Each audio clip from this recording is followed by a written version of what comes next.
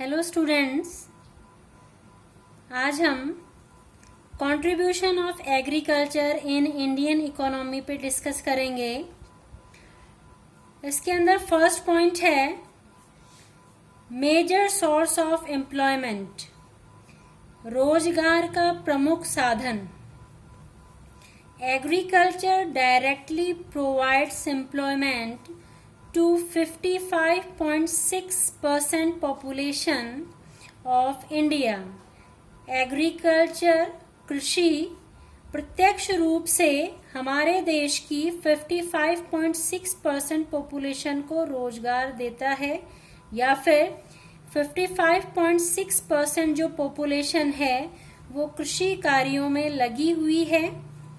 Many people are employed in its allied activities like animal husbandry, forestry, etc. बहुत से लोग agriculture की जो एलाइड एक्टिविटीज़ हैं, जो इसकी सहायक गतिविधियां हैं, जैसे पशुपालन है, मछली पालन है, मुर्गी पालन है, फॉरेस्ट्री है, इनके अंदर लगे हुए हैं। फॉरेस्ट्री का मतलब जंगल से जो अपन रबर है या फिर लाख है, इसके अलावा जो जड़ी बूटियां हैं वो भी हम प्राप्त करते हैं। इसके अलावा खेतों के अंदर बड़ी संख्या में पेड़ पौधे लगाना लकड़ी के लिए, फ्रूट्स के लिए, वो फॉरेस्ट्री के अंदर आता है। तो ये एग्रीकल्चर की एक एलाइड एक्टिविटी है, उसकी एक सहायक गतिविधि है। Number second point, contribution in international trade, अंतर्राष्ट्रीय व्यापार में हिस्सेदारी या फिर योगदान। India contributes 2.07 in export of agriculture production in the world. World में जो इंटरनेशनल ट्रेड होता है, एक्सपोर्ट, दूसरे देशों को जो एक्सपोर्ट किया जाता है, उसके अंदर जो इंडिया है उसका कंट्रीब्यूशन 2.07% है। India is the 10th largest in terms of export of agricultural products. हमारा जो देश है वो 10th रैंक पे है। एग्रीकल्चरल प्रोडक्ट्स, जो कृषि उत्पाद हैं, उनको निर्यात करने की दृष्टि से हम वर्ल्ड के 10वें सबसे बड़े देश हैं। वर्ल्ड के अंदर हमारा 10th प्लेस है एक्सपोर्ट ऑफ एग्रीकल्चरल प्रोडक्ट्स के अंदर। Tea, sugar, spices, textile, fruits, basmati rice etc are the major exporting items of India. Bharat के अंदर जो मुख्य निर्यातक वस्तुएं हैं, जो एक्सपोर्ट के गुड्स हैं, आइटम्स हैं, उनमें चाय, चीनी, मसाले, कपड़े, फ्रूट्स और बासमती चावल मुख्य हैं। Number third point, providing raw material for industries, उद्योगों को कच्चा माल उपलब्ध करवाना। It provides raw material for various agro based industries like cotton textile industry, sugar industry, rubber industry etcetera. Agriculture जो एग्रो बेस्ड कृषि आधारित उद्योग हैं, उनको रॉ मटेरियल, कच्चा माल प्रोवाइड करवाता है, जैसे कॉटन टेक्सटाइल इंडस्ट्री है, शुगर इंडस्ट्री है और रबर इंडस्ट्री है। Next, contribution in GDP. In 1951, agriculture contributed 55.11% in the GDP। 1951 के अंदर जो एग्रीकल्चर है उसका कंट्रीब्यूशन हमारी जीडीपी के अंदर 55.11% था। इन 2015-16 एग्रीकल्चर कंट्रीब्यूटेड, कृषि का जो योगदान है अब 15.35% है हमारी जीडीपी के अंदर। निरंतर घट रहा है, लेकिन फिर भी इसका महत्वपूर्ण स्थान है। जीडीपी जो है ये आपका इकोनॉमिक्स का टॉपिक है, लेकिन यहाँ जब जीडीपी आया है तो आप इसको समझें। The sum of monetary value of all finished goods and services produced within the country during a financial year is called GDP. एक वित्तीय वर्ष के अंदर किसी भी देश में उत्पादित अंतिम वस्तुएं और सेवाएं, उनका जो बाजार मूल्य होता है उसको हम जीडीपी कहते हैं। किसी भी देश के अंदर एक फाइनेंशियल ईयर के अंदर उत्पादित अंतिम वस्तुओं और सेवाओं का जो बाजार मूल्य होता है उसको हम जीडीपी कहते हैं। किसी भी देश की अर्थव्यवस्था को मापने का जीडीपी बहुत ही उचित पैमाना है।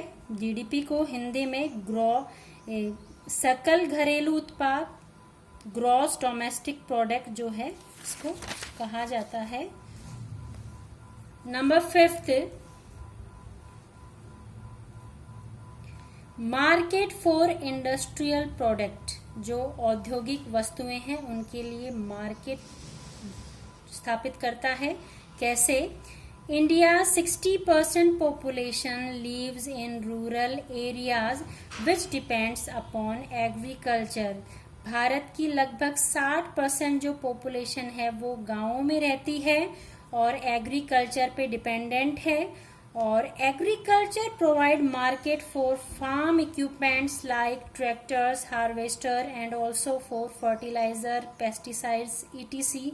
और एग्रीकल्चर के लिए जो फार्म इक्विपमेंट्स हैं जैसे ट्रैक्टर्स हैं, हार्वेस्टर्स हैं, इसके अलावा एग्रीकल्चर के लिए फर्टिलाइजर यानी खाद चाहिए, पेस्टिसाइड जो कीटनाशक हैं उनकी आवश्यकता होती है। तो इन उद्योगों को एग्रीकल्चर के कारण प्रमोशन मिलता है, प्रमोट होते हैं और मार्केट जो है वो तैयार होता है इंडस्ट्रियल प्रोडक्ट्स के लिए। नेक्स्ट जो टॉपिक है, problems of Indian agriculture.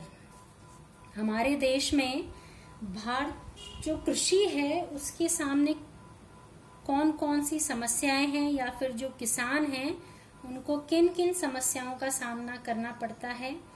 Number 1, small land holdings. छोटी जो कृषि जोत होती हैं वो एक बहुत बड़ी समस्या है। स्मॉल लैंड होल्डिंग यानी छोटी लघु कृषि जोत जिनको हम कहते हैं। हमारा जो इनहेरिटेंस लॉ है, यहाँ पर जो हमारा उत्तराधिकार नियम है उसके अंतर्गत पिता की जो संपत्ति है, पैतृक संपत्ति है, उसमें जो उसके बेटे हैं वो बराबर के हिस्सेदार हैं। इस कारण जो पिता की जो पैतृक संपत्ति यानी जो पैतृक जमीन होती है वो उनके बेटों में, उनके पुत्रों में बराबर हिस्सों में बढ़ जाती है। जैसे हम एग्जाम्पल देखें, एक किसान है, उसके पास 10 बीघा जमीन है, उसके 2 बेटे हैं और वो दोनों बेटों में 10 बीघा जमीन जब बांटी गई तो 5-5 बीघा जमीन जो है दोनों के हिस्से में आई। इससे कृषि जोत छोटी हो जाती हैं और छोटी जोत के ऊपर जो एडवांस टेक्नोलॉजीज हैं एग्रीकल्चर के अंदर वो सक्सेस नहीं हो पाती हैं और इस कारण जो एग्रीकल्चरल प्रोडक्शन है वो प्रभावित होता है। Lack of irrigation facilities. सिंचाई की सुविधाओं की कमी। हमारे देश के अंदर ज़्यादातर जो हिस्सा है हमारे देश का कृषि पे डिपेंडेंट है और कृषि के लिए जो सिंचाई की सुविधाएं हैं वो उस मात्रा में काफ़ी कम हैं। हमारे यहाँ के जो किसान हैं वो मोस्टली इरिगेशन के लिए मॉनसून पे डिपेंडेंट होते हैं और इसी कारण जो इंडियन एग्रीकल्चर है उसको गैम्बल ऑफ मॉनसून भी कहते हैं। मॉनसून का जुआ, गैम्बल यानी जुआ होता है।